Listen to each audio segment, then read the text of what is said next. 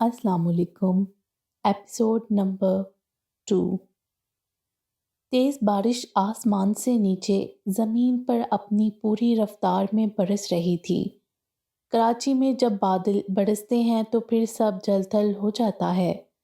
कुदरत की तरह ये तूफ़ानी बारिश भी कहाँ तकसीमो तफरीक जानती है, ना तो ऊंची इमारतें देखती है और ना ही कच्ची बस्तियाँ। बस इस अब्र रहमत में सब धुल जाता है, सब बह जाता है। और आज भी यहाँ तेज़ बारिश जहाँ कराची के मुख्तलिफ इलाकों में पूरी रफ्तार से बरस रही थी, वहाँ इन फ्लैटों की ऊंची इमारतों के वसत में बने इस मुश्तरका मैदान को भी जलथल किए हुए थी। बारिश की बूंदें ताबड़तोड़ बरस रही थीं कि हद निगाह बहुत कम थी। बिजली की गर्ज, चमक और फिर तेज हवा मैदान की घास के नीचे मौजूद मिट्टी तक बारिश के थपेड़ों से उखड़ रही थी और मैदान में गदला पानी जमा होने लगा था। मैदान में जगह जगह दरख्तों के नीचे पड़े सफ़ेद पत्थर के बेंच और एक तरफ लगे झूले भी गीले थे। वो इन्हीं बेंचों में से एक बेंच पर सर झुकाए बैठा था। बारिश के कतरे पूरी रफ्तार से इस पर बरस रहे थे। सुर्ख और स्याह मिलाप की टी शर्ट के नीचे नीले जीन्स की पैंट जेबे तन किए वो इस तूफानी बरसती बारिश से बेनियाज था और अब कपड़े निचड़ने के बाद जिस्म के साथ चिपके हुए थे। इसके अलावा इस बारिश में और कोई जी रूह मैदान में नज़र नहीं आ रहा था। इर्द गिर्द रिहायशी फ्लैट के बने ऊंची ऊंची इमारतें इस जलथल से धुलकर गदला पानियों के रास्ते नीचे गली को बख्श रही थीं। कहीं कहीं किसी फ्लैट की खिड़की खुली थी और चंद फ्लैट की बालकनियों के कटहरों में बच्चे अटकन बटकन खेलने में मसरूफ़ थे। इन 3 मरले के तंग फ्लैटों की पुरानी इमारत में ज़्यादा कराची के मसीह बरादरी के मुतवस्सित तबका रिहाइश पजीर था। इन फ्लैट के बाहर मैदान की तरफ खुलती बालकनियों में लोहे के जंगले बने थे और जंगलों से आगे अनगिनत बिजली की तारों के जमकटे। इमारत की चौथी मंजिल की बालकनी में वो भी बारिश में भीग रही थी। गहरे भूरे रंग के सादा से कुर्ता पजामे में, बाजू सीधे खोले, चेहरा ऊपर किए, अनगिनत महासों से बड़ा चिकनी सी चमकती जिल्द वाला चेहरा पानी की तेजी से गिरती बूंदों को मिसाज की तरह महसूस कर रहा था। इसी बालकनी से अंदर को खुलते दरवाजे से आगे इससे यकसर मुख्तलिफ जिंदगी थी। जैसा तंग घर वैसे ही तंग जिंदगी, और इसे इस तंग घुटन ज़दा जिंदगी से नफरत थी, बहुत नफरत। इस तेज़ बरसती बारिश में जहाँ इसके लिए खुशी का सा समा था, वहाँ इस 3 मरहले के फ्लैट में आफत सा समा था। कमरे की टूटी खिड़कियों से छनकर आती बारिश ने कमरे को पानी से भर दिया था। इसकी छोटी बहन सनाना और अम्मा के झगड़ने की हल्की हल्की आवाज़ें यहाँ तक सुनाई दे रही थीं। यकीनन वो कमरे के फर्श पर से पानी भर भर कर बाहर निकाल रही होंगी। मगर इस वक्त वो जोए जान दुनिया की हर परेशानी से बेबहरा अपने आप में मगन थी। वैसे तो बचपन से लेकर अब तक खुशी के नाम पर ये 3 मरले का फ्लैट ही देखा था जो इनका अपना था, पर माँ बाप ने इन तीनों के नाम खुशी रख कर ज़िंदगी में ज़बरदस्ती खुशी भरने की कोशिश की थी। वो बड़ी थी, 16 साला जोए जान, जॉय मतलब खुशी, और इससे छोटी सनाना जान मतलब खुशी, और सबसे छोटी मैरी जान मतलब खुशी। मगर इन सब के बाद पैदा हुआ जोवत मतलब खुदावंद का कमाल। इसका बाप जान इसहाक एक मतवस्त तबके से ताल्लुक़ रखने वाला मसीह था। पेशे के लिहाज से एक निजी कंपनी में साफ़ सुथराई का काम करता था। तनख्वाह इतनी थी कि बामुश्किल गुजर बसर हो रहा था। जॉय बारिश में भीगती, मुस्कुराती। इसके कपड़े तेज़ बारिश से निचड़ने लगे थे, बाल अब गालों पर चिपक रहे थे, मगर इस तेज़ बारिश ने जिस्म का रूं रूं पुरसकून कर दिया था।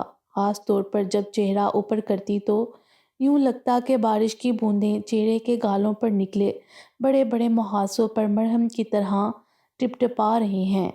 चलो कोई तो है जिनको इन मुहासों से हकारत महसूस नहीं होती। वो मुस्काई थी, किनारों से स्याह लब मुस्कुराहट से फैल गए। इसके गाल अनगिनत महासों से बड़े थे।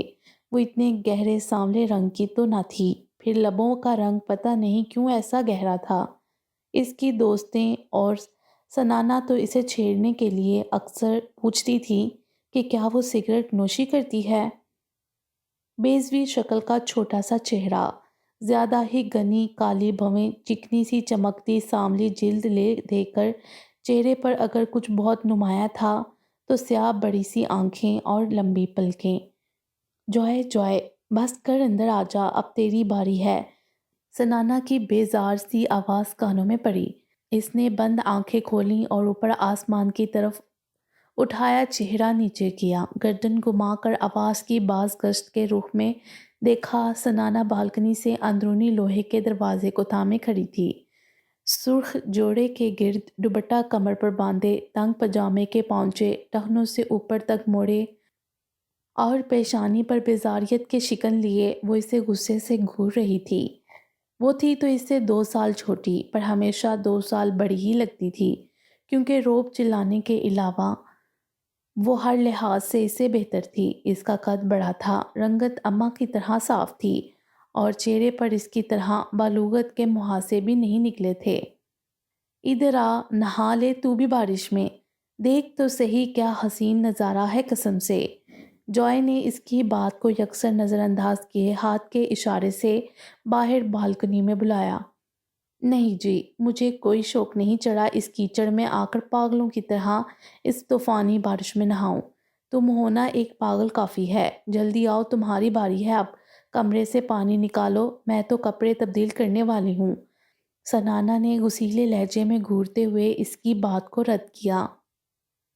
تم تو بہت ہی بدذوق واقعہ ہی ہوئی ہو، قدرت کے ان حسین نظاروں کی قدر ہی کہاں ہے تمہیں۔ اچھا ادھر تو آؤ۔ جوائے نے آگے بڑھ کر اس کے ہاتھ کو زور سے اپنی طرف کھینچا۔ جھٹکا اتنی زور کا پڑا کہ سنانا ایک دم سے بالکنی کے وسط میں تھی اور چند سیکنڈز میں ہی بھیگ بھی گئی۔ تمہیں یہ 2 انچ کی بالکنی میں یہ تیز بارش قدرت کا حسین نظارہ لگ رہی ہوگی، مگر مجھے تو عذاب لگ رہی ہے۔ چپ چپ اور چک چک، سنانا جھنجھلا کر گھویا ہوئی۔ ارے پگلی، پل بھر کو یہ سوچ کہ یہ ہمارے چھوٹے سے فلیٹ کی گندی سی بالکنی نہیں ہے، یہ تو ایک بہت ہی بڑے بنگلے کا حسین ٹیرس ہے۔ ایک طرف جھولا لٹک رہا ہے اور ایک طرف میز پر مشروب سجے ہیں، ماربل کا کان جیسا سفید فرش ہے، اور سامنے یہ گندا سا میدان نہیں، ایک سمندر ہے، اور نیچے یہ میلی کچیلی پان کی دکانی نہیں بلکہ سوئمنگ پول ہے۔ جوئے کھوئے سے لہجے میں ہلا میں گھورتے ہوئے بول رہی تھی۔ سنانا نے تعصب سے سر ہوا میں ہلایا۔ جوئے کو ہر حال میں خوش رہنا آتا تھا، وہ اپنے تخیل کو خود پر حاوی کر لیتی تھی۔ چل ہنستے اب، کہیں نہیں تیری گوری رنگت پگھل جائے گی اس بارش میں، اور جیسا میں نے کہا ہے ویسا سوچ۔ جوئے نے اس کے کندھے پر جوش سے اپنا کندھا مارا۔ وہ جو بار بار بارش کو منہ پر سے صاف کر رہی تھی، کھلکھلا دی۔ جوئے ٹھیک کہہ رہی تھی، تیز بارش نے پل بھر میں تپتا دماغ ٹھنڈا کر دیا تھا، کچھ لمحوں کے لیے ہی صحیح، مگر زندگی کی تلخیاں تو بھول گئی تھیں۔ وہ جوئے کی طرح اس گندی سی بالکنی کو کسی حسین بنگلے کا ٹیرس تو نہیں سمجھ رہی تھی۔ ہاں البتہ سکون ضرور ملا تھا۔ کچھ دیر بعد ہی وہ جوئے کی طرح بارش سے لطف اندوز ہونے کی بجائے اب بالکنی کی ریلنگ سے کونے ٹکائے باہر میدان کی طرف دیکھ رہی تھی۔ نظر سامنے بینچ پر بیٹھے لڑکے پر گئی اور پھر آنکھوں میں حیرت پھیلی۔ جوئے ادھر دیکھ، ایک اور بھی پاگل ہے تیرے جیسا۔ گردن کو موڑے اونچی آواز میں آنکھیں موندے کھڑی جوئے کو پکارا۔ جوئے جو اب بھی بازو پھیلائے بارش سے لطف اندوز ہو رہی تھی، اس کی آواز پر بازو سمیٹے اور شڑپ شڑپ پانی میں پیر مارتی آگے بڑھی۔ اب اس کی نظروں کے تعاقب میں چہرے پر سے پانی صاف کرتے ہوئے نیچے دیکھا۔ میدان میں رکھے بینچ پر کوئی لڑکا سر جھکائے بیٹھا تھا۔ کون ہے یہ؟ جوئے نے چہرے پر مسلسل پڑتی بارش کو ہاتھ سے پونچھتے ہوئے پوچھا۔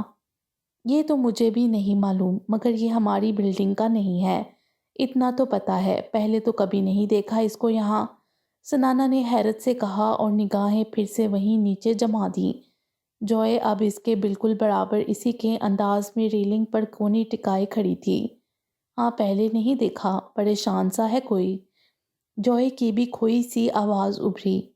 کچھ دیر میں ہی جوئے کی توجہ سے اس سے ہٹ کر ساتھ والے فلیٹ کی بالکنی پر ناچتے بچوں پر جا ٹکی۔ بے فکر کھلکھلاتے بچے اسے بے حد پسند تھے۔ بچوں نے شرٹس اتار رکھی تھیں اور اچھل اچھل کر بارش کے پانی میں چھلانگیں لگا رہے تھے۔ بارش کے پانی کے چھینٹے ان کے چہرے اور سر تک پہنچ رہا تھا، مگر ان کو کوئی پرواہ نہیں تھی۔ بے ساختہ جوئے کے دل میں بھی یہی خواہش جاگی کہ ہر فکر، ہر سوچ کو بھول کر پوری قوت سے بالکنی کے کٹہرے میں کھڑے پانی میں چھلانگیں لگائے۔ ارے جوئے، یہ دیکھ، یہ تو ہماری بلڈنگ کا ہے نا؟ سنانا نے اس کے بازو کو جھنجھوڑ کر متوجہ کیا۔ وہ جو بچوں کو اچھل کود کرتا دیکھ کر ہنس رہی تھی، اس کے یوں بازو جھنجھوڑنے پر اس کی طرف متوجہ ہوئی۔ بارش میں بھیگتے لڑکے کے پاس اب ایک اور لڑکا کھڑا تھا، اور سنانا ٹھیک کہہ رہی تھی، وہ لڑکا ان کی بلڈنگ کا تھا۔ ایک سیکنڈ کے 12ویں حصے میں وہ اسے پہچان چکی تھی۔ ہاں انو لگتا ہے مجھے تو، وہ تیسرے فلور والا۔ ذہن میں اس کا نام بھی چپاک سے امڈ آیا۔ بچپن میں تو مل کر کھیلا بھی کرتے تھے، اب جب سے بلوغت میں قدم رکھا تھا تب سے بس آتے جاتے نظر پڑ جاتی تھی۔ ہاں وہی ہے، اس کا دوست ہے لگتا، اس کو ملنے واسطے آیا ہوگا۔ سنانا نے اپنا اگلا اندازہ لگایا۔ ہاں، اچھا ہم کیوں اتنا انویسٹیگیٹ کر رہی ہیں؟ یہ سب کوئی بھی ہو ہماری بلا سے، چلو پکوڑے بناتے ہیں۔ جوئے نے اچانک ذہن میں امڑ آنے والے پکوڑوں کے خیال پر پرجوش ہو کر کہا، اور پھر سنانا کا بازو کھینچتے ہوئے بالکنی کے اندرونی دروازے کی طرف بڑھی۔ تمہیں اب پکوڑوں کی پڑ گئی ہے، پہلے جا کر اماں کے ساتھ باقی کا پانی نکلواؤ، وہ اکیلی لگی ہیں۔ سنانا نے غصے سے گھورتے ہوئے اسے اگلا حکم صادر کیا۔ وہ سنی انسنی کرتی باورچی خانے کی طرف جا رہی تھی۔ وہ دورانگ ولاس کی دیوری پورچ سے آگے اندرونی دروازے کی طرف بڑھ رہا تھا۔ سیاہ پینٹ کوٹ، سرخ ٹائی میں ملبوس سلیقے سے بال بنائے، سانولی رنگت، جاذب نظر نقوش اور مناسب قد کاٹ لیے، وہ انل یوسف تھا، دوران ملک کا نجی معاون کم دوست زیادہ۔ دوران نے کبھی اس پر پابندی نہیں لگائی تھی کہ وہ یوں پیشہ ورانہ پی اے کی طرح کوٹ پینٹ میں ملبوس رہے، لیکن اسے یہ سب اچھا لگتا تھا۔ بھلے وہ اس دنیا میں دوران ملک کے سب سے زیادہ قریب اس کا جگری دوست تھا، لیکن وہ دنیا والوں کی نظر میں فقط اس کا پی اے تھا۔ سپر سٹار دورانگ ملک کا پی اے انل یوسف۔ دیوری سے 2 زینے چڑھ کر ہلکے بھورے رنگ کی لکڑی کا 2 پٹ والا گیٹ اندر کی طرف دورانگ ولاس کے ہال کی راہداری میں کھلتا تھا۔ اس چند قدم کی گیلری، جس کے دائیں بائیں دیواروں پر بیش قیمت پینٹنگز لٹک رہی تھیں، ان میں سے گزر کر آگے سامنے ہی بڑے سے ہال نما کمرے میں دیدہ زیب صوفے اور کاؤچ رکھے گئے تھے۔ اس ہال کی ایک مکمل دیوار شیشے کی تھی، جو باہر نیلے سمندر کو مکمل نظارہ بخشتی تھی۔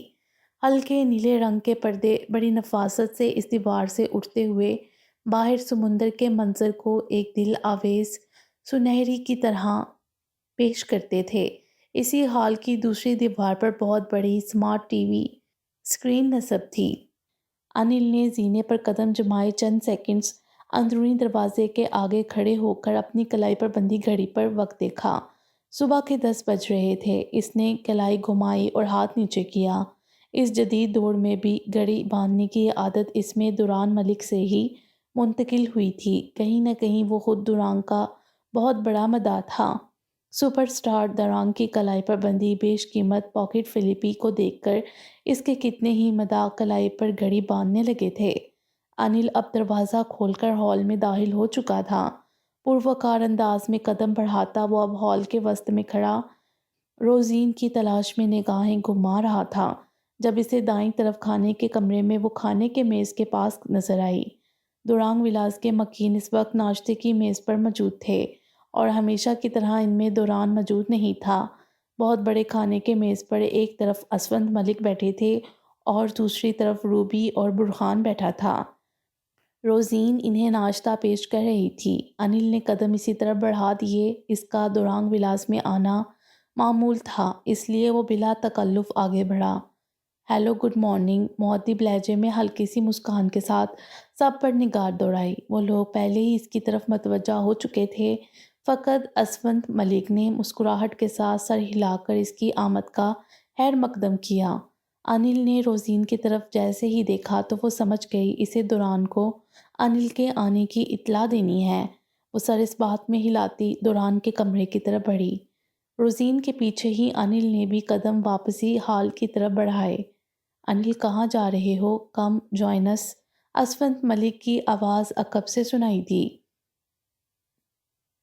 انل نے رخ موڑا۔ وہ شیشے کے بنے میز پر کوہنیاں ٹکائے شائستگی سے ٹوسٹ چبا رہے تھے۔ نہیں سر تھینک یو، مؤدبانہ لہجے میں انکار کیا۔ اسونت ملک سے مسکراہٹ کا تبادلہ کیا اور اس سے پہلے کہ قدم واپسی کے لیے اٹھاتا، برہان کے درست لہجے میں کہے گئے جملے پر قدم پھر سے تھمے۔ بھائی جب باس میں اتنا نخرہ ہے تو پھر پیے پر بھی کچھ تو اثر ہوگا۔ وہ کہاں ہمارے ساتھ وقت گزارنا چاہے گا؟ برہان کے لبوں پر استہزائیہ مسکراہٹ تھی۔ کندھے اچکاتے ہمیشہ کی طرح طنزیہ جملہ اچھالا۔ اسونت ملک نے غصے سے لب بھینچتے ہوئے برہان کی طرف دیکھا۔ برہان آنکھوں میں تنبیہ کرتے ہوئے اسے گھوڑا۔ انل نے چہرے پر ضبط کے آثار کو چھپایا۔ نہیں سر کوئی نخرہ نہیں، ایکچولی ابھی ناشتہ کیا ہے تو اس لیے منع کر دیا۔ انل نے زبردستی مسکراہٹ لبوں پر سجائے جواب دیا۔ روبی جو تب سے خاموش تماشائی بنی بیٹھی تھی، کنکھیوں سے ایک نگاہ اسونت ملک پر ڈال کر گویا ہوئی۔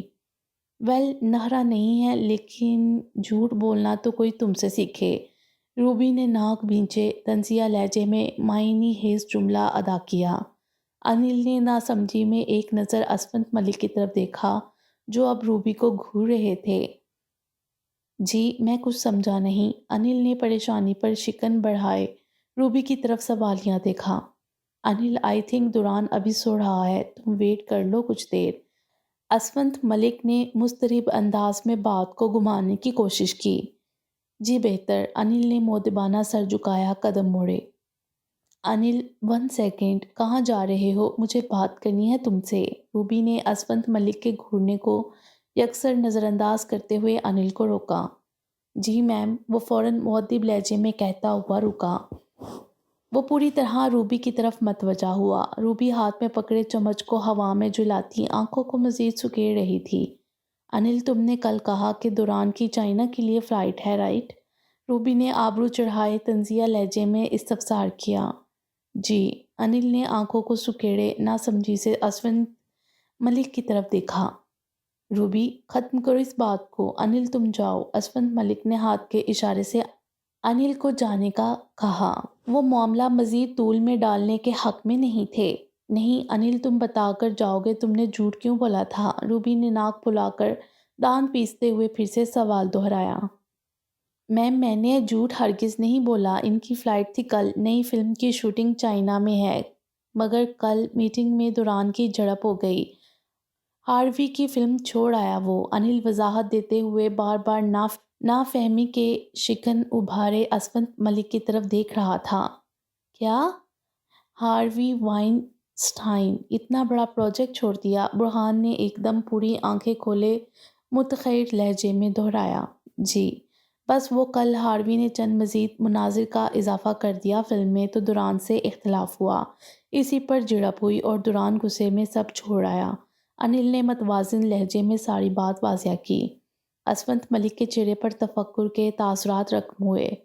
مطلب کیوں؟ وجہ؟ ایسے کیا مناظر تھے؟ دوران اتنا بڑا پروجیکٹ کیسے یوں چھوڑ سکتا ہے؟ ابھی تو کوئی اور پیشکش بھی نہیں ہے۔ اسونت ملک نے بانہیں اکٹھی کیں، تشویش ظاہر کی۔ وہ کارلا کے ساتھ بیڈ روم بولڈ سین ہے کچھ۔ انل نے گہری سانس لیتے ہوئے وجہ بتائی۔ برہان بے ساختہ امڑ آنے والا قہقہ نہ روک سکا۔ کھانے کے ہال میں اب اس کا بلند و باق قہقہ گونج رہا تھا۔ روبی بھی مسکراہٹ دبا رہی تھی جبکہ اسونت ملک سنجیدہ تھے۔ عجیب فٹو دماغ ہے دوران کا، بھلا کارلا کے ساتھ ایسا سین کرنے سے کون منع کر سکتا ہے؟ برہان نے بامشکل اپنی ہنسی پر قابو پاتے ہوئے حیرت ظاہر کی۔ برہان جسٹ شٹ اپ، ملک اسونت نے غصے سے اس کے کیے گئے تمسخر پر اسے ڈپٹا اور پھر پریشانی سے انل کی طرف متوجہ ہوئے۔ لیکن یہ تو ہاروی پروڈکشن سے ایڈوانس بھی لے چکا ہے، ملک اسونت نے پریشان لہجے میں کہتے ہوئے پیشانی سہلائی۔ وہ اتنے بھی بے خبر نہیں تھے دوران سے، اس کے ہر اگلے قدم کی ان کو خبر ہوتی تھی، اس لیے وہ انل سے بھی بالکل بگاڑنا نہیں چاہتے تھے۔ وہ واپس کرنے کا حکم دے چکا ہے دوران۔ انل نے کندھے جھکائے۔ تو اب یہ تو بہت بڑا نقصان کر رہا ہے جذباتی لڑکا۔ ملک اسون نے لب بھینچے اور ٹھوڑی کو سہلاتے ہوئے پریشانی ظاہر کی۔ جی وہی سمجھانے آیا ہوں اسے، ہاروی کل رات سے فون کر رہا ہے، اب دیکھتا ہوں دوران کیا کہتا ہے اس بارے میں۔ انل نے لب بھینچے اپنی آمد کا سبب بتایا۔ برہان نے ناک چڑھائی اور سر نیچے پلیٹ پر جھکا دیا۔ روبی نے پہلو بدل کر پہلی بار گفتگو میں اپنا حصہ ڈالا۔ فضول کا برم دکھا رہا ہے، ویسے تو کہتا ہے کہ اس کا کوئی مذہب نہیں ہے، تو پھر ایسے مناظر کرنے کے لیے ایسے نخرے کیوں دکھا رہا ہے جیسے ان سے بڑا پارسا کوئی نہیں؟ روبی کا لہجہ نفرت آمیز تھا۔ انل اپنے بھائی کو سمجھاؤ، یہ سب سین ڈیمانڈنگ ہے، ایسے ہی انکار کرتا رہے گا تو کل کوئی پوچھے گا بھی نہیں۔ برہان کہاں پیچھے رہنے والا تھا؟ تمسخرانہ مسکراہٹ سجائے کہا۔ انل اس کی بات پر بے اختیار مسکرایا۔ درست کہا آپ نے برہان سر، اگر ان کا کیریئر ختم ہوا تو پھر تو آپ کا۔ انل نے بات کو ادھورا چھوڑا۔ ڈائننگ ہال میں داخل ہوتی روزین اب پاس کھڑی انل کی طرف متوجہ تھی۔ انل سر، آپ کو سر کمرے میں بلا رہے ہیں۔ روزین نے نگاہیں جھکائے مؤدبانہ اطلاع دی۔ انل نے اس بات میں سر کو جنبش دی اور قدم دوران کے کمرے کی طرف بڑھا دیے۔ اس کا دماغ بھی دوران نے چڑھا رکھا ہے، ورنہ یہ ہے کیا بلڈی؟ برہان نے نحوت سے ناک چڑھائی اور دانت پیستے ہوئے انل کی پشت کو گھورا۔ برہان کول ڈاؤن، تمہیں کتنی دفعہ کہا ہے تم دوران کے معاملے میں کچھ بھی مت بولا کرو۔ اور انل نے غلط کب کہا؟ یہ جو ٹی وی سیریل میں چھوٹے موٹے رول مل رہے ہیں یہ اس کی مرہون منت ہیں۔ ملک اسون نے سنجیدگی سے سچ اگلوا کر ٹوسٹ منہ میں رکھا۔ نہیں، میرا اپنا ٹیلنٹ ہے، پتہ نہیں کس دن یہ دوران کا لیبل مجھ پر سے ہٹے گا۔ برہان تنگ آ کر دونوں ہاتھ میز پر مارتا ہوا اپنی جگہ سے اٹھا۔ کرسی کو ایک طرف کرتا وہ غصے سے ڈائننگ ہال سے باہر جا رہا تھا۔ برہان، روبی نے بے چینی سے اسے پیچھے سے پکارا۔ ناشتہ بھی نہیں کر کے گیا، آپ بھی نہ، کیا ضرورت تھی یہ بے باکی کی ہانکنے کی؟ روبی نے تیوری چڑھائے ملک اسون کو گھورا۔ انہوں نے تعصب سے سر کو دائیں بائیں ہلایا اور گردن جھکا دی۔ انل نے آہستگی سے کمرے کے دروازے پر دستک دی اور اسی لمحے اندر سے بھاری آواز ابھری۔ وہ دوران کے کمرے کے دروازے کے سامنے کھڑا تھا۔ آ جاؤ۔ نیند کی خماری میں لپٹی آواز تھی، مطلب وہ ابھی اس کے آنے پر ہی بیدار ہوا تھا۔ انل نے دروازہ کھولا اور کمرے میں داخل ہوا۔ وہ اپنے سفید نائٹ گاؤن میں ملبوس کمرے میں موجود صوفے پر بیٹھا تھا۔ بکھرے بال، ہلکی سی سوزش لیے ادھ کھلی آنکھیں، وہ نگاہیں موبائل اسکرین پر جمائے بھویں اکٹھی کیے خود کو مصروف ظاہر کر رہا تھا۔ کشادہ کمرہ کسی اور ہی دنیا کا منظر پیش کرتا تھا جو اندر داخل ہونے والے کو ایک سحر میں جکڑ لیتا تھا۔ دوران نیلے رنگ کا دیوانہ تھا، اسی لیے پورا کمرہ سفید اور ہلکے نیلے رنگ کا امتزاج لیے ہوئے تھا۔ سفید فرش، سفید دیواریں، بس ایک دیوار جس پر ہوم تھیٹر اسکرین نصب تھی وہ سفید اور نیلی دھاری دار ڈیزائن پر مشتمل تھی۔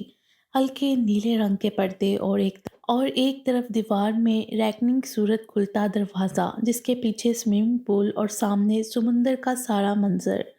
سیاہ کراؤن والا بیڈ، اس کے آگے لگا سیاہ لیدر کا کاؤچ، ایک طرف لگے سفید پوش کیے نیلی دھاریوں والے صوفے، ان کے آگے رکھا بڑا سا سیاہ شیشے کا چوکور میز۔ باقی کمرے میں موجود پینٹنگز اور سجاوٹی گلدان حتیٰ کہ سگریٹ کی ایش ٹرے تک نیلے رنگ کی ہی کسی ایک حالت میں موجود تھی، گو کہ اس کا کمرہ دیکھنے والے کی آنکھوں کو پرسکون احساس بخشتا تھا۔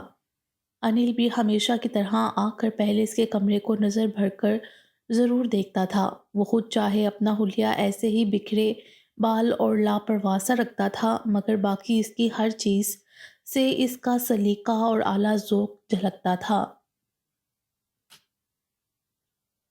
ہیلو بڈی، انل نے محبت سے ہیلو کے ساتھ دوستانہ مسکراہٹ لبوں پر سجائی۔ انل اب اس کے پاس صوفے تک پہنچ چکا تھا، پر وہ تاہنوز موبائل پر سر جھکائے ہوئے تھا۔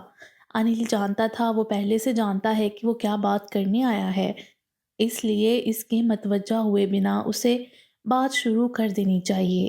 دوران ہاروی فون کر رہا ہے بار بار، انل نے سیدھی بات کی۔ تو مت اٹھاؤ، جھکے سر کے ساتھ ہی اسپاٹ لہجے میں مختصر جواب دیا۔ دوران مت کرو ایسا، تم جانتے ہو بہت بڑا پروجیکٹ ہے۔ انل اب اس کے کہے بنا اس کے دائنی طرف والے صوفے پر براجمان ہوا۔ So what? پھر سے وہی مختصر جواب، مختصر مختصر مختصر۔ وہ بولنے میں اتنی کنجوسی کرتا تھا کہ انل کبھی کبھار سوچتا تھا کہ وہ اس سے اتنی کم بات کرتا ہے تو باقی لوگوں سے کیا بات کرتا ہوگا۔ کیا یار، سب کر رہے ہیں ایسے سین، آج کل ان کے بنا کون فلم دیکھتا ہے؟ مجھے ایسا لگتا ہے تم زیادہ لے رہے ہو اس بات کو۔ کیا ہے، بس 2 3 یا 4 منٹ کا ایک سین ہی تو ہے۔ انل نے صوفے کے ہتھے پر کوہنی ٹکائے ہاتھ کو ہوا میں اٹھائے وثوق سے کہا۔ وہ ابھی سے قائل کر رہا تھا جو کل ہاروی کی ایکشن مووی کے نیم برہنہ مناظر کرنے سے انکار کر آیا تھا۔ سب کرتے ہوں گے مگر دورانگ نہیں، بے تاثر سخت لہجہ، موبائل پر جھکے چہرے کے ساتھ ہی بس ایک آبرو اٹھائے گسیلی نگاہ سامنے بیٹھے انل پر ڈالی۔ انل نے لب بھینچے سر کو آسمان کی طرف اٹھایا اور گہری سانس لی۔ وہ جب ایسے دیکھتا تھا تو اپنے فیصلے کے اٹل ہونے کا ثبوت دیتا تھا، اور جب وہ ڈیٹ ہو جائے تو پھر تو اس کا انجان باپ بھی ظاہر ہو کر اسے اس کے لائقہ عمل سے نہیں ہٹا سکتا تھا۔ وہ پیدائشی ضدی نہیں تھا، اسے ضدی بنا دیا گیا تھا۔ دوران میرے بھائی، میگا پروجیکٹ ہے، سوچ ذرا، ہاروی کی فلم، پھر کو سٹار کارلا، چلنے سے پہلے ہی سپر ہٹ ہے یہ فلم۔ لکھوا لے مجھ سے کہیں بھی، ایک چھوٹی سے سین کے لیے کیوں اتنا بھاؤ کھا رہا ہے؟ التجائی لہجے میں وہ اب دوران کی منت سماجت اور لالچ دینے پر اتر آیا تھا۔ وہ چھوٹا سا سین ہی، لیکن مجھے ہضم نہیں، اسپاٹ لہجے میں وہی ڈیٹ جواب۔ دروازے پر ہلکی سی دستک ہوئی، دونوں نے ایک ساتھ نگاہ اٹھائی۔ کم ان، دوران نے روبدار آواز میں اندر آنے کی اجازت دی۔ اس کی آواز کا روب اور بھاری پن اس کی شخصیت کے عین مطابق تھا، مگر اس کے لہجے میں ہمیشہ بیزاری کا عنصر گھلا رہتا تھا۔ دروازہ ہلکی سی چرچراہٹ لیے کھلا۔ روزین مشروب کی ٹرالی لیے کمرے میں داخل ہوئی۔ وہ صبح کا آغاز تازہ جوس سے کرتا تھا، لیکن جوس کے فوراً بعد سگریٹ اس کا سارا اثر زائل کر دیتی تھی۔ کچھ چیزیں اس کی زندگی میں لازم و ملزوم تھیں۔ نہار منہ جوس، 3 گھنٹے جم، تیراکی، سگریٹ اور انل یوسف۔ سوچ لے زیادہ اکڑ میں تمہارا ہی نقصان نہ ہو جائے۔ کارلا کے ساتھ فلم ملنا آسان نہیں، انل نے زیر لب مسکراتے ہوئے اسے چھیڑا۔ وہ دوران کی سنجیدگی کو ختم کرنا چاہتا تھا۔ روزین اب ٹرالی سے اٹھا کر مشروب میز پر سجا رہی تھی۔ وہ اردو نہیں جانتی تھی، اس لیے ان دونوں کی گفتگو اس کی موجودگی میں بھی جاری تھی۔ کارلا ہو یا اینجولینا، انکار ہے، آگے ہوتے ہوئے ہاتھ کے اشارے سے روزین کو منع کر کے جوس کا گلاس خود اٹھایا۔ اسی طرح ہاتھ کے اشارے سے انل کو بھی گلاس اٹھانے کا کہا۔ انل نے آگے ہو کر گلاس اٹھایا۔ روزین اب کمرے سے باہر جا رہی تھی۔ تازہ سنترے کا جوس فرحت بخش احساس دے رہا تھا۔ ٹھیک ہے، مطلب تم ضد کے پورے ہو۔ اچھا، اگر وہ کہے کہ میں سین میں رد و بدل کر دیتا ہوں پھر؟ انل نے جوس کا گھونٹ لیا اور سیدھا ہوا۔ دوسری طرف وہ جوس ختم کرنے میں مصروف تھا۔ اس کی بات کو انسنی کیے یہ شاید جواب دینے کے موڈ میں نہیں تھا۔ کچھ تو جواب دو، اگر میں ہاروی سے کہوں کہ وہ مناظر میں کچھ تبدیلی کر دے تو پھر؟ انل نے آبرو چڑھائے جواب طلب نگاہیں اس پر گاڑی۔ وہی خاموشی۔ اب جوس کا دوسرا گلاس بھرا جا رہا تھا۔ انل نے نگاہیں اس کے مضبوط بازوؤں پر ٹکائیں۔ اور تمہیں پتہ ہے ہاروی کیا کہہ رہا ہے؟ وہ یہ کہہ رہا ہے کہ دورانگ اپنے مذہب کی وجہ سے کر رہا ہے یہ سب۔ انل نے آہستگی سے بات مکمل کی اور لب بھینچے۔ پتہ تھا اب کی بار وہ ضرور بولے گا۔ دوران نے چونک کر نگاہ اٹھائی۔ پیشانی پر جہاں رگیں ابھری تھیں جبڑے ضبط کرنے کی وجہ سے ایک دوسرے میں پیوست نظر آئیں۔ سفید رنگت ایک دم سے غصے میں سرخ ہونے لگی۔ میرا کوئی مذہب نہیں ہے۔ کرخت لہجہ، مختصر جواب۔ گلاس میز پر رکھا اور میز پر پڑا سگریٹ کیس اٹھایا۔ ہلکے نیلے رنگ کا سگریٹ کیس اس کی مضبوط انگلیوں میں گھومتا اس کے اندرونی اضطراب کی ہی نشانی تھی۔ دوران کہہ دینے سے کچھ نہیں ہوتا، تم مسلمان ہو، اس حقیقت کو مت جھٹلایا کرو، اور تم جانتے ہو اب ایکشن فلموں میں بھی ایسے 2-4 سین ہونے لازمی جز بن گئے ہیں۔ مارکیٹ میں ڈیمانڈ ہے اس سب کی۔ اگر تم آئے دن اس بات کو لے کر فلمز چھوڑتے رہے تو پروڈیوسر تمہیں سائن کرنا چھوڑ دیں گے۔ انل نے تیوری چڑھائے، اسے سمجھانے کی کوشش میں اب کی بار سخت لہجے میں آنے والے وقت سے خبردار کیا۔ برہان کے الفاظ ہیں یہ۔ دوران نے فوراً سگریٹ کا کش لگا کر انگلی ہوا میں اٹھائے کہا۔ انل نے چونک کر اس کی طرف دیکھا۔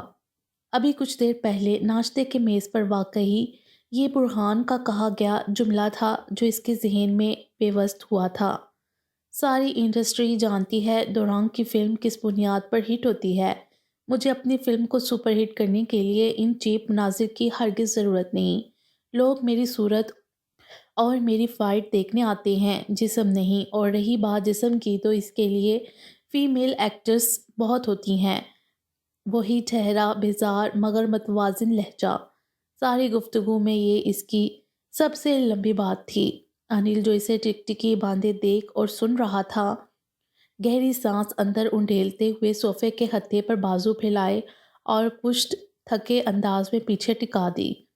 ٹھیک ہے، میں ہاروی کو تمہارا آخری فیصلہ سنا دیتا ہوں۔ اگر وہ مناظر تبدیل نہیں کرتا تو پھر اسے ایڈوانس واپس کر دیتے ہیں۔ انل نے کندھے اچکا کر بات ختم کی۔ اصولاً تو ایڈوانس واپس کرنا بھی نہیں بنتا ہے، دعا ہوا میں چھوڑتے ہوئے کہا۔ انل نے حیرت سے اسے دیکھا۔ اب وہ زیر لب تمسخرانہ مسکراہٹ سجائے اس کی طرف دیکھ رہا تھا۔ سبزی مائل گہری پتلیاں، وہ سچ کہہ رہا تھا، لوگ اس کی صورت اور فائٹ دیکھنے تو آتے ہیں۔ اس نے دھوکہ دیا ہے، اسکرپٹ میں ایسے کوئی سین نہیں تھے۔ اس نے اب کیوں ایڈ کیے جب ہم شوٹنگ پر جانے والے تھے؟ میں نے اسکرپٹ پر فلم سائن کی تھی، اس لیے ایڈوانس اسی بیس پر ہے۔ سخت لہجے میں اپنا موقف پیش کیا۔ اب کی بار انل بھی کوئی جواب نہیں دے سکا، بس اسے دیکھ کر ہی رہ گیا۔ پھر ایک دم سے صوفے پر سے اٹھا، جیب سے موبائل نکالا۔ ٹھیک ہے، میں یہیں ہوں، تم فریش ہو جاؤ، میں ہاروی سے رابطہ کرتا ہوں۔ انل نے انگوٹھا گھما کر موبائل اسکرین کو کھولا۔ نہیں، وہ خود رابطہ کرے گا، تم نہیں کرو گے۔ روزین کو کہتا ہوں ناشتہ لگوائے تمہارے لیے، ناک چڑھا کر کہا۔ آگے ہو کر میز پر پڑا کارڈ لیس فون اٹھایا۔ نہیں، ناشتہ کر کے آیا ہوں، تم بس جلدی ریڈی ہو جاؤ، میں باہر ویٹ کر رہا ہوں۔ انل نے مسکرا کر ناشتے سے انکار کیا۔ قدم باہر کی طرف بڑھا دیے۔ ہاروی سے رابطہ تو اسے ہی کرنا تھا۔ کچھ آوازیں تھیں جن کی مدھم باز گشت جو پہلے مکھیوں کی بن بناہٹ صورت سنائی دے رہی تھیں، اب واضح ہونے لگی تھیں۔ اس نے آنکھوں کو کھولنے کی کوشش کی، جس کے باعث سر میں شدید تکلیف کا احساس ہوا، کیسے جیسے سر کسی شکنجے میں جکڑا ہوا ہو۔ آنکھوں کے پپوٹے سوجے ہونے کے باعث آنکھوں پر وزن محسوس ہو رہا تھا۔ اس کی آنکھوں کی اوپرلی جلد نیلی ہو رہی تھی۔ جسم ٹھنڈ کے باعث اکڑاہٹ لیے ہوئے تھا۔ وہ دائیں کروٹ لکڑی کے بنے فرش پر لیٹی ہوئی تھی اور کروٹ کے باعث جسم کا اوپرلی حصہ برف ہو رہا تھا۔ آہستگی سے شدید سر درد کو برداشت کرتے ہوئے جبڑے بھینچ کر آنکھیں زبردستی کھولیں۔ کتنی ہی پلکیں ٹوٹنے کی تکلیف کے باعث منہ کھل گیا۔ پلکیں ماتھے سے بہنے والے خون کے باعث آنکھ کے نچلے حصے سے چپک گئی تھیں۔ اب جب زبردستی ان کو کھولا تو پلکیں چپک کر ٹوٹ گئی تھیں۔ آنکھیں کھلتے ہی سب واضح ہو گیا۔ وہ اسی لکڑی کے بنے چھوٹے سے ڈربے نما کمرے کے فرش پر لیٹی تھی جہاں وہ پچھلے 2 دن سے قید تھی۔ اسے لاویہ میں آئے آج تیسرا دن تھا۔ آہستگی سے گردن موڑ کر کھڑکی کی طرف دیکھا۔ وہاں ایک لکڑی کے تختے لگا کر کیل ٹھوک دیے گئے تھے۔ اتنی ٹھنڈ میں بھی گلے میں کانٹے چبھنے جیسا احساس ہوا۔ لبوں کے کناروں پر خون منجمد تھا۔ کل رات کا سارا منظر نگاہوں میں گھوم گیا۔ ہاتھ کو فرش پر رکھ کر کوہنی کے بل اوپر اٹھی۔ اس چھوٹے سے کمرے میں ایک لکڑی کے پلنگ، جگہ جگہ مکڑی کے بنے جالوں، مٹی اور اس کے کپڑوں کے اٹیچی کے سوا کچھ نہیں تھا۔ وہ اٹھ کر بیٹھ چکی تھی۔ باہر سے آتی آوازیں اب واضح ہو رہی تھیں۔ ایک آواز تو لی تاؤ کی تھی، جبکہ دوسری آواز کسی انجان مرد کی تھی۔ وہ لی تاؤ پر چیخ رہا تھا۔ وہ لڑکھڑاتے ہوئے بمشکل اٹھی، گھٹنوں پر خون جمع ہوا تھا، سفید نائٹی جگہ جگہ سے خون سے لت پت تھی، جسم سردی کے باعث اکڑ رہا تھا۔ وہ اب آہستگی سے قدم اٹھاتی کمرے کے دروازے کے پاس آئی اور لکڑی سے بنے اس ٹوٹے پھوٹے دروازے میں موجود ان گنت سوراخوں میں سے ایک سوراخ پر آنکھ کی پتلی ٹکا دی۔ دوسری طرف کا منظر صاف واضح تھا، وہی میلا کچیلا چھوٹا سا ہال نما کمرہ جس میں دو کرسیاں اور ان کے بیچ ایک میز تھی۔ ایک طرف ایک لوہے کے میز پر چولہا اور کچھ گندے برتن پڑے تھے۔ دیوار پر جگہ جگہ کونٹیوں پر کپڑے لٹک رہے تھے۔ کمرے کے وسط میں اس رات جس آدمی کی ٹانگ میں کانٹا چبھو کر وہ بھاگی تھی، وہ لی تاؤ کا گریبان تھامے کھڑا تھا اور چینی زبان میں اس پر چیخ رہا تھا، میرا سارا پیسہ واپس کر، ایک ایک پائی جو میں نے پاکستان بھجوائے تھے وہ بھی۔ وہ آدمی گرا رہا تھا۔ لی تاؤ بار بار آنکھیں میچ کر اس کے عتاب سے بچنے کی ناکام کوشش میں تھا۔ میری بات سنو، صرف تمہاری وجہ سے بیوی ہونے کے باوجود میں نے آج تک اسے ہاتھ تک نہیں لگایا۔ تمہیں بالکل انچھوئی لڑکی چاہیے تھی، چھوٹی عمر اور لی تاؤ اسے قائل کر رہا تھا یا وضاحت دے رہا تھا، مگر اس نے اس کی بات مکمل ہونے سے پہلے ہی لی تاؤ کا گریبان دبوچ کر اسے ہوا میں معلق کر دیا۔ لی تاؤ کے پاؤں فرش سے چند انچ کی اونچائی پر ہل رہے تھے اور شکل سانس بند ہونے کی وجہ سے سرخ ہو رہی تھی۔ میرے کسی کام کی نہیں ہے وہ، چاہے انچھوئی ہے، وہ ڈائن ہے، لڑکی نہیں ہے۔ دیکھا نہیں کل رات میرا کیا حال کیا اس نے؟ تم مجھے میرا پیسہ واپس کرو، مجھے نہیں چاہیے وہ۔ آدمی نے دانت پیستے ہوئے لی تاؤ کی پیشکش ٹھکرا رہا تھا۔ لی تاؤ اپنے دونوں ہاتھوں کی مدد سے اس کے ہاتھوں کی گرفت کم کرنے کی ناکام صحیح کر رہا تھا۔ تم ایک ٹرائی اور کرو، بہت مارا ہے کل اسے میں نے، آج چوں بھی نہیں کرے گی، تم ہی پہلے ہو جس کو وہ پیش ہوئی ہے۔ لی تاؤ بمشکل بولتے ہوئے اسے پچکار رہا تھا۔ دروازے کے پار آنکھ کی سیاہ پتلی میں خوف کے سائے لہرا گئے۔ نہیں، مجھے نہیں چاہیے، مجھے میرے پیسے چاہیے بس، وہ طیش میں چلایا۔ اوکے، میں کل اسے شہر بھیجنے جا رہا ہوں، تمہیں پرسوں پیسے مل جائیں گے۔ لی تاؤ ہاتھ جوڑے اسے مہلت مانگ رہا تھا۔ ہر حال میں نہیں تو وہی کانٹا اب کی بار تیرے اندر گھسا دوں گا، سمجھا؟ اس نے ایک جھٹکے سے لی تاؤ کو چھوڑا۔ وہ لڑکھڑا کر پیچھے پڑی کرسی سے ٹکرایا۔ آدمی اب غصے سے اسے گھور رہا تھا، جبکہ لی تاؤ زمین پر لیٹا سانس بحال کرتا ہوا کھانس رہا تھا۔ اس آدمی نے گھور کر آخری نگاہ لی تاؤ پر ڈالی اور پھر لنگڑاتا ہوا گھر کے بیرونی دروازے کی طرف بڑھ گیا۔ یقیناً کل رات کانٹا چبھنے کی تکلیف اسے بہت زیادہ ہوئی ہوگی، کیونکہ اس نے نہ صرف کانٹا اس کی ران میں گھاڑا تھا بلکہ اس پر اپنا پورا وزن ڈال دیا تھا، جس کے باعث وہ اس کی جلد کے اندر گہرائی میں پیوست ہوا تھا۔ وہ اب بھی یوں ہی آنکھیں ٹکائے باہر کا منظر دیکھ رہی تھی کہ اچانک لی تاؤ کے دروازے کی طرف دیکھنے پر دبک کر پیچھے ہوئی۔ خوف کی لہر ٹھنڈ سے اکڑے جسم میں سرایت کرنے لگی۔ قدموں کی چھاپ اب دروازے کی طرف آ رہی تھی۔ دروازہ دھاڑ کی آواز سے کھلا۔ وہ جو پلنگ پر بیٹھی تھی کانپ کر پیچھے ہوئی۔ لی تاؤ تل ملا کر اس کی طرف آیا اور اسے بازوؤں سے کھینچ کر زمین پر پٹکا۔ وہ کراہ گئی۔ پتہ ہے میرا کتنا نقصان کیا تو نے؟ وہ اس گاؤں کا سب سے امیر آدمی تھا، اس کو انچھوئی لڑکی دینے کا پیسہ لیا تھا میں نے۔ لی تاؤ اس کے سر پر کھڑا چیخ رہا تھا۔ وہ تو بس تیز سے سانس لے رہی تھی۔ لی تاؤ کو اس کے گھورنے پر مزید غصہ آیا۔